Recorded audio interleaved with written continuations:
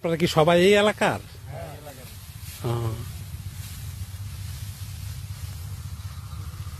এগুলি পরে ওই যে মেশিন দিয়ে ধান এটা থেকে আগলা করবেন? হ্যাঁ, এগুলি কি ধান? পঁচাশি? 85? ও,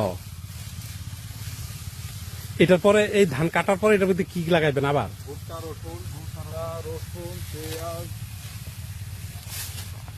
মাশাআল্লাহ। আমাদের গাজীপুরে।